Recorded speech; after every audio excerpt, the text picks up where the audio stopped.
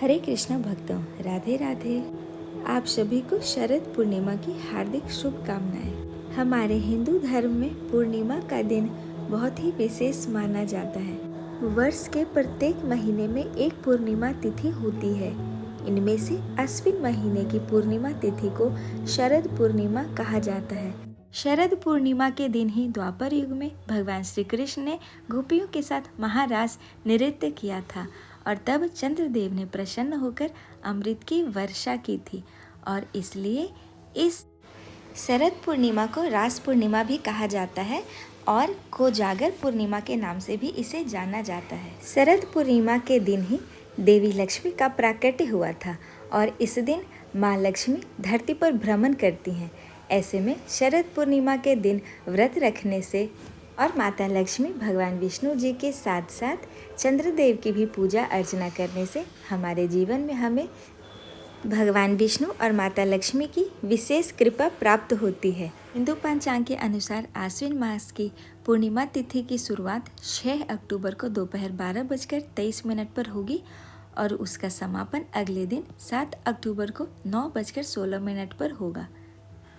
अतः पूर्णिमा व्रत 6 अक्टूबर को रखा जाएगा और स्नान दान का पूर्णिमा 7 अक्टूबर को मनाया जाएगा। इस दिन विशेष करके भगवान विष्णु जी की और माता लक्ष्मी की पूजा अर्चना करनी चाहिए।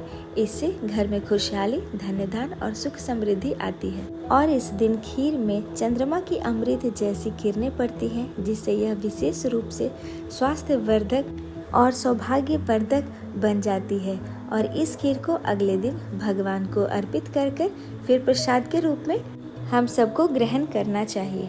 हमारे धार्मिक ग्रंथों के अनुसार शरद पूर्णिमा के दिन चंद्रमा अपनी 16 कलाओं से परिपूर्ण होते हैं। इस दिन उनमें एक दिव्य आभा प्रकाशित होती है।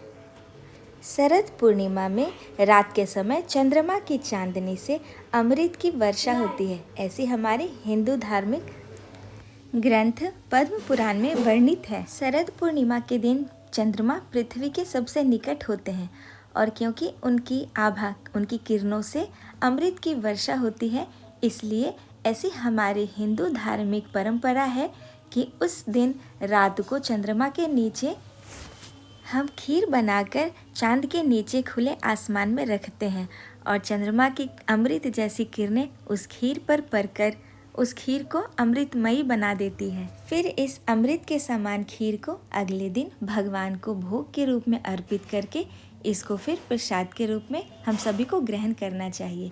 इससे हमें रोगों से मुक्ति मिलती है, निरोग काया प्राप्त होती है और ये अमृत के समान किरणें मन को शांति देती है, शरीर को ताजगी देती है, ऊर्जा से भर देती है और जीवन में सुख समृद्धि का संचार करती है। शरद पूर्णिमा न केवल धार्मिक दृष्टि से महत्वपूर्ण है, बल्कि इसे स्वास्थ्य, समृद्धि और सुख शांति के लिए भी अत्यंत शुभ माना जाता है। इस दिन भगवान विष्णु, माता लक्ष्मी जी और चंद्रमा की पूजा का विशेष महत्व होता है। ऐसी धार्मिक मान्यता है कि इस दिन की गई पूजा और व्रत से आध्यात्मिक और भौतिक दोनों प्रकार के लाभ हमें मिलते हैं। शरद पूर्णिमा के दिन पवित्र नदी में स्नान करना चाहिए या फिर घर में स्नान करें तो उस जल में गंगा जल या तीर्थ का जल मिलाकर स्नान करें। फिर साफ वस्त्र धारण करें, व्रत एवं पूजा का संकल्प लें, भगवान विष्णु, माता लक्ष्मी और चंद्रदेव की विशेष पूजा अर्चना करें। उन्हें सुंदर वस्त्र, फल, फूल, अक्षत, धूप, दीप आदि अर्पित करें और गाय के दूध से बनी खीर बनाकर भोग तैयार करें। इस दिन चंद्रदेव को अर्घ्य अवश्य दें। अर्घ्य के लिए कलश में दूध, चावल और सफ़ेद फूल मिलाएं। अगर आप व्रत नहीं कर रहे हैं तब भी चंद्रदेव को और आकाश में एक दीप प्रज्वलित कर अर्पित जरूर करें। फिर अगले दिन खीर से भगवान को भोग लगाएं और फिर प्रसाद ग्रहण करें। और पूर्णिमा व्रत के दिन अन्न, वस्त्र, चावल, दूध, मिठाई और दक्षिणा जरूर दान करें ब्राह्मण और वैष्णवों को।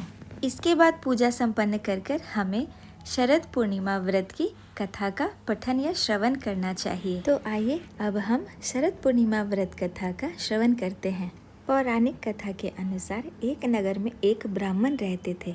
उनकी 2 पुत्रियां थीं। उनकी बड़ी पुत्री हर पूर्णिमा का व्रत बहुत ही निष्ठा से पूर्ण किया करती थी, जबकि उनकी छोटी बेटी चंचल स्वभाव होने के कारण कभी भी व्रत को पूरा नहीं कर पाती थी। दोनों फिर बड़ी हो गईं। ब्राह्मण ने दोनों का विवाह कर दिया। कुछ समय के बाद बड़ी बहन को एक सुंदर पुत्र रत्न की प्राप्ति हुई, लेकिन छोटी बहन को कोई संतान नहीं हो पाती थी।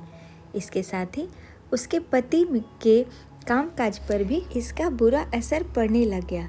ससुराल वाले परेशान थे। तब उन लोगों को कुछ समझ नहीं आया कि इस बुरे माहौल की कारण क्या है। तब वह घर में एक ज्योतिष को बुलवाकर उनसे पूछते हैं कि यह जो उनके साथ हो रहा है उसका क्या कारण है। तब ज्योतिष बताते हैं कि इन सब की वजह पूर्णिमा व्रत का पूर्ण न रख पाना और अधूरा छोड़ना है, जिसके कारण तुम्हारी संतान पैदा होते ही मर जाती है। अगर आप पूर्णिमा का व्रत पूरा करेंगी तो आपकी संतान मरेगी नहीं, वह दीर्घायु होगी और धन सुख समृद्धि की प्राप्ति होगी। ज्योतिष की इस बात को छोटी बहन बहुत अच्छे से समझ गई। फिर उसने पूर्णिमा व्रत को बहुत ही अच्छे से श्रद्धा भक्ति भाव के साथ पूर्ण किया और अगली बार जब उसे संतान हुई तभी भी उसकी मृत्यु हो गई थी। उसी दिन छोटी बहन से मिलने बड़ी बहन उनके घर आई।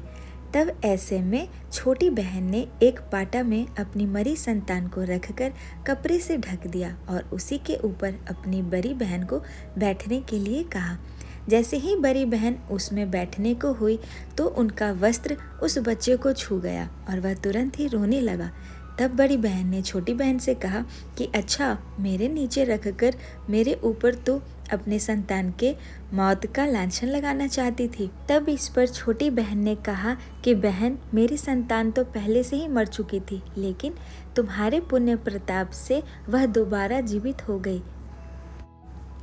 तब छोटी बहन ने पूर्णिमा व्रत को पूर्ण श्रद्धा से करने का ढिंढोरा पूरे गांव में पिटवाया और वह हर साल खुद भी इस व्रत को विधिवत तरीके से पूर्ण करने लगी और उसके फलस्वरूप उसकी संतान दीर्घायु हुई और उसके पति का भी काम बहुत अच्छे से चलने लग गया और उन सभी का जीवन बहुत ही सुख समृद्धि और शांति से व्यतीत हुआ।